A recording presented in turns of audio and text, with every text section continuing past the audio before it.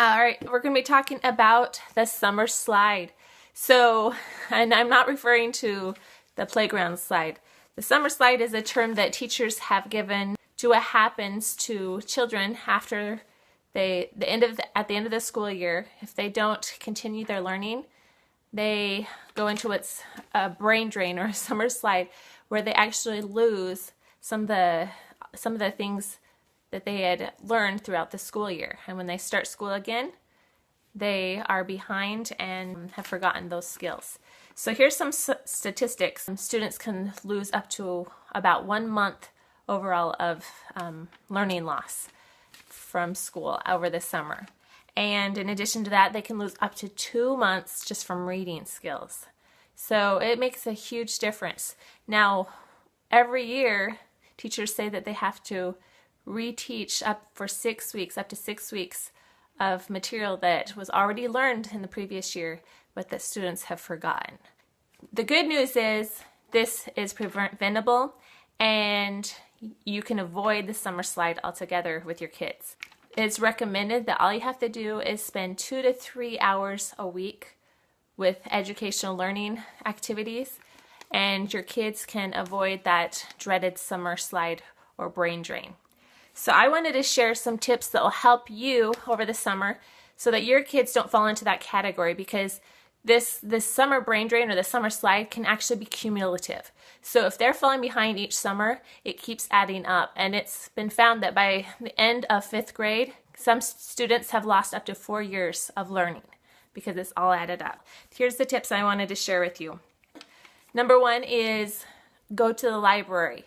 There's lots of learning opportunities the library provides that are free, and you can take your kids to do those. But also, if there's a summer reading program, get them involved in that so that they have some motivation or incentives to read.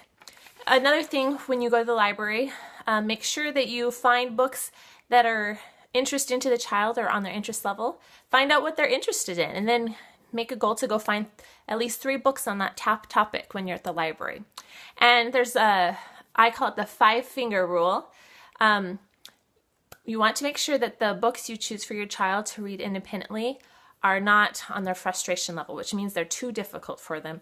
And when it is frustrating or too difficult, they get discouraged and they'll fight you on their reading and they don't want to read anymore. So if you choose books that are on the right level for them, then they will be more eager and more willing to cooperate when it comes to reading.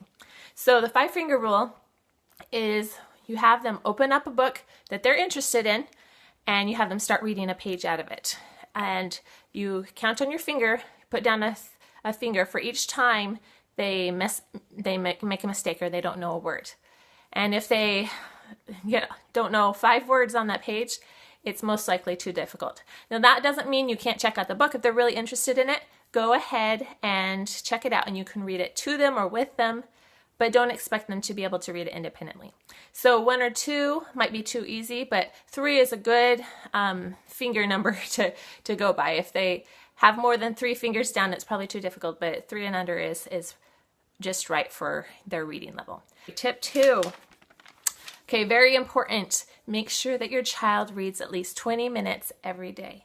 Now, the research has found that if your child reads 1 minute a day, they will know 8,000 new words, just if we're reading one minute. But if they are reading 20 minutes a day, they're going to know 1,800,000 more words. Now, I mentioned that you want to do 2 to 3 hours a week with your kids to help them with their learning. And if you're doing 20 minutes a day, that's pretty much 2 of those hours. So that takes care of a lot of the learning. So just keep it consistent and it makes it easier for you. The next thing is pretty simple. Set an example yourself and make sure you read in front of your children. And sometimes I find that I read a lot on my phone, so the kids aren't seeing that. They just see me looking at my phone. So make sure you're reading other things like actual books or the newspaper or a map or whatever it is, so that your kids are seeing you enjoy reading and be that example for them, so they'll want to do it too. 4th one, read with your child. Make sure that the books, that you get a variety of books, different types of books, different genres. So if they're really into fiction, make sure that they're getting some nonfiction in their reading. or you're reading poetry together. Poetry is a great one because for little kids, it can help them with their phonemic awareness. It works on rhyming. And for older kids, they can work on their fluency and making the using expression when they read. So poetry is a great option also. So make sure you get a variety of genres and you can make a challenge out of it, make it fun. Another one is to make sure you still read to your child. Now, if they read independently, they're going to be reading 20 minutes a day. But even if they're old enough to read by themselves, you still need to read to your child. Not only will it provide a bonding time for you and your child, but it will also demonstrate how good reading is supposed to be. So when you're reading to them, it uses expression, it makes it sound interesting, and the child will learn from how you read to them. So their reading actually improves because they have the example of you reading to them. And like I said, it's just a great opportunity to bond, but you can also discuss new vocabulary with them. You can ask comprehension questions. You can predict what's going to happen next. So there's so much learning that can happen when you're reading to your child. Another suggestion is to read for different purposes. So we talked about reading different genres, but also have different reasons to read. So maybe you need to read the grocery list. So you have your child do it instead of you. Or you read a recipe and have your child help you cook the recipe for dinner that night or dessert or whatever it is. So have different purposes that you are reading. Maps would be a great one. If you are, this summer we're going to get a trampoline. So the kids are going to be helping to build the trampoline. It would be wonderful if we had the kids read the instructions. So they're getting that experience with reading, and they're seeing there's multiple purposes for reading in their lives. Another suggestion is to play games together and choose games that provide opportunities for learning and reading. So for example, you could play the game Apples to Apples that has great vocabulary in it, and it's lots of fun. They're working on the reading and also learning what words mean. You could do Monopoly, which is going to work on counting skills, and also they get to practice using money. So just lots of ways that you can incorporate learning from having fun with games. Let's see, there's some other ideas. Oh, Battleship. So there's not reading involved, but there's logic and thinking that way. So lots of games can keep the brains working and thinking. Connect Four is another idea because they're counting. And then another suggestion is if you are going to use screens this summer, make sure that you limit how much time they use. And I have a summer rules where they have to do so many things before they have an opportunity to play with video games or watch a movie. And then I'm going to limit it to how much they have. But another thing I suggest is that when they are using screens, that it provides more opportunities for that learning. Whether it is they're on the computer on a blog and they're typing up what they did that day, or there's some educational games that I'll be sharing this week. So make sure that you incorporate learning into their screen time. Another suggestion is to, in addition to reading 20 minutes a day, just have them write down in a journal, really simple, 5 to 10 minutes a day, what they've done that day. So it's not too complicated.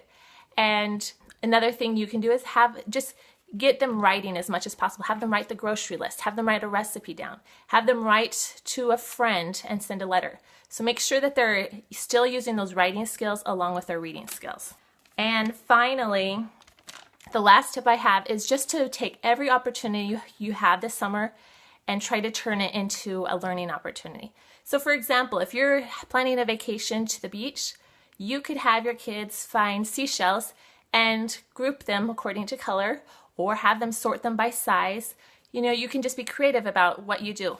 If your kids are going to go play with chalk outside, turn it into a game and do hopscotch and have words they have to jump on and read.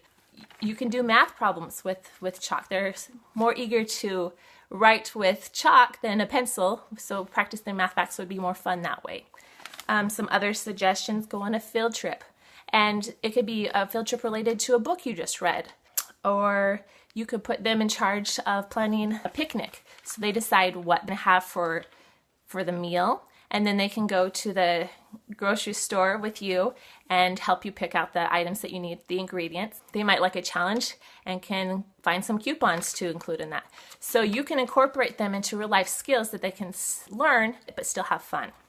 All right, so that is my 10 tips for beating the summer slide. And I would love to hear more ideas from you guys. And I will talk to you later. Thanks. Bye.